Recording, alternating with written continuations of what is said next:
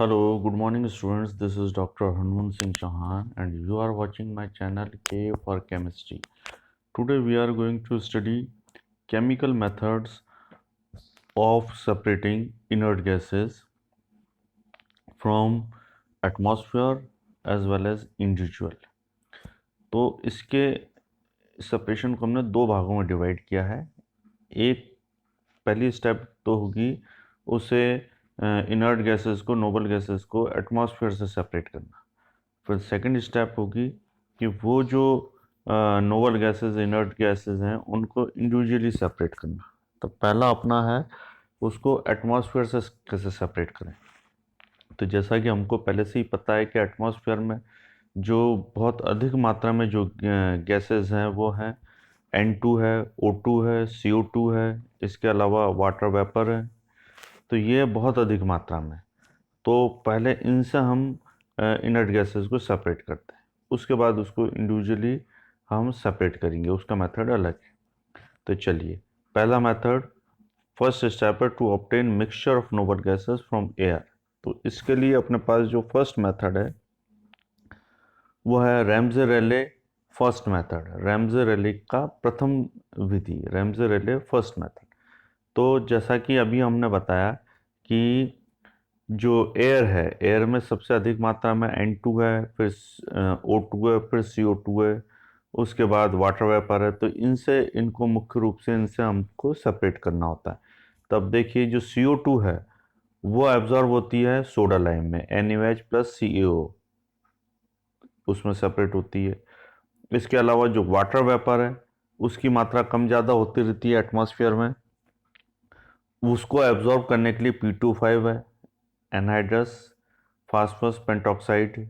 इसके अलावा ऑक्सीजन को सेपरेट करने के लिए Cu है, कॉपर है, N2 को सेपरेट करने के लिए मैग्नीशियम है। तो हम क्या करते हैं, पहले ये जो गैस का मिक्सचर है इसको हम एक बहुत ही रेड हॉट मैग्नीशियम का तार लेते हैं, उसको रेड हॉट गर्म करके और उसके ऊपर से मिक्सचर को पास करते हैं। तो इसमें जितनी भी नाइट्रोजन होती है वो मैग्नीशियम से क्रिया करके मैग्नीशियम नाइट्राइड बना लेती है।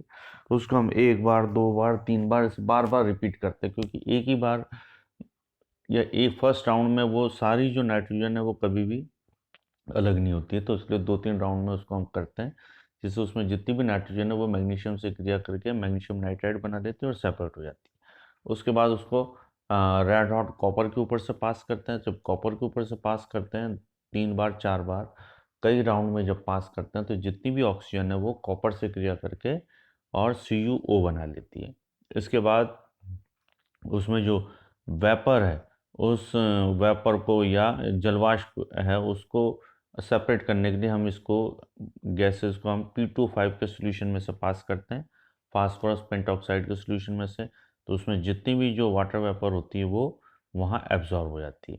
उसके बाद उसको आगे चल के उसको soda lime NaOH plus CaO के मिश्रण में से उसको पास करते हैं।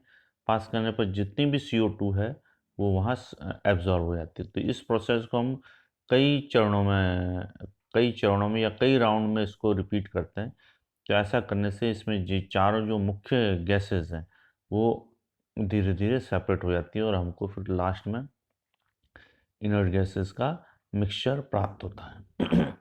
सेकंड मेथड जो है रैमजे-रेले सेकंड मेथड, ये थोड़ा डिफरेंट है।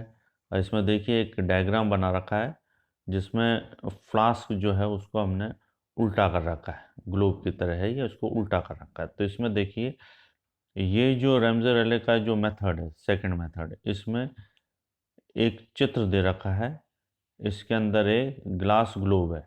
तो इस ये जो ग्लास का एक ग्लोब बना हुआ होता है, राउंड बॉटम फ्लास्क टाइप होता है ये लगभग 50 लीटर कैपेसिटी का होता है, मतलब इसकी जो कैपेसिटी है 50 लीटर की लगभग होती है। और ये जिस कांच का बना हुआ होता है वो कांच बहुत मोटा होता है, बहुत ज़्यादा मोटा होता है, क्योंकि इसके अंदर इलेक्ट्रिक स्पार्क हमको कराना होता है। और इलेक्ट्रिक स्पार्क भी 6000 वोल्ट से 8000 वोल्ट पर कराना होता है। तो इसलिए ये जो ग्लोब बना हुआ है, राउंड बॉटम फ्लास्क बना हुआ है 50 लीटर का, इसका कांच बहुत मोटा और मजबूत होता है। चलिए अब हम आगे चलें। तो इसके अंदर 9 और 11 के रेशो में हमको एयर और ऑक्सीजन को पास करना होता है। 9 भाग एयर और 11 भाग ऑक्सीजन इसको इसमें भेज देते हैं। इसके अलावा इसके अंदर प्लेटिनम के 2 इलेक्ट्रोड भी लगा देते हैं। प्लेटिनम के 2 इलेक्ट्रोड लगाते हैं और उनको अंदर इस तरह से करते हैं कि एक आर्क टाइप क्रिएट हो जाए, उनके बीच में एक आर्क टाइप क्रिएट हो जाए। इस तरह से उनको व्यवस्था रखते हैं अंदर। और इसके अंदर हमको 6000 से 8000 वोल्ट का करंट पास करना होता है। अब इसके अंदर हम डालते हैं NaOH, एक तरफ से NaOH डालते हैं और उसी में से ही दूसरी तरफ से यूज्ड NaOH को बाहर निकालने की व्यवस्था होती है। चलिए अब हम क्या करते हैं, अब इसमें जो हमने mixture of air and oxygen को पास किया, पास करने के बाद 6000 से 8000 वोल्ट का करंट पास किया। जब करंट पास करेंगे तो क्या होगा, इन दोनों प्लेटिनम इलेक्ट्रोड के बीच में आर्क क्रिएट होगा। अब जब आर्क क्रिएट होगा तो इस आर्क की प्रेजेंस में जो एयर और ऑक्सीजन है, तो उसके अंदर जितनी भी ऑक्सीजन और जितनी भी नाइट्रोजन है वो आपस में रिएक्शन करेंगे। ये रिएक्शन वैसी होगी जैसी बारिश के दिनों में जो बादल कड़कते हैं, बिजली चमकती है, उस समय जो रिएक्शन होती है आसमान में नाइट्रोजन और ऑक्सीजन के बीच में, वही रिएक्शन यहाँ हम करा रहे हैं। तो ये जब रिएक्शन होती है तो क्या बनता है, जैसा रिएक्शन में बता रखा है N2 + O2 इलेक्ट्रिक डिस्चार्ज, तो बनता है 2NO। फिर ये जो 2NO है ये वापस ऑक्सीजन से रिएक्शन करता है तो 2NO2 बनता है, डाइऑक्साइड बनता है। अब ये जो डाइऑक्साइड है, जैसे जैसे हमने NaOH का सॉल्यूशन पास किया तो ये जो NO2 है डाइऑक्साइड, ये NaOH के अंदर एब्जॉर्ब हो जाएगा और बन जाएगा NNO3 और NNO2 और H2 में कन्वर्ट हो जाएगा। तो थर्ड रिएक्शन है अपनी 2NaOH + 2NO2, इससे बनेगा NNO3 + NNO2 + H2O। इस तरह से तो जितनी भी इसके अंदर जो नाइट्रोजन थी और ऑक्सीजन थी वो NO में कन्वर्ट हुई, फिर NO2 में कन्वर्ट हुई, कन्वर्ट होकर NaOH में डिसॉल्व हो गई और उस NaOH को हमने दूसरे तरफ से हमने यूज्ड NaOH के रूप में इसको बाहर निकाल लिया। चलिए अब हम आगे देखते हैं क्या स्थिति है इसमें। दूसरा जो इसमें हम क्या करते हैं, अब इसमें हम पायरोगैलोल डालते हैं।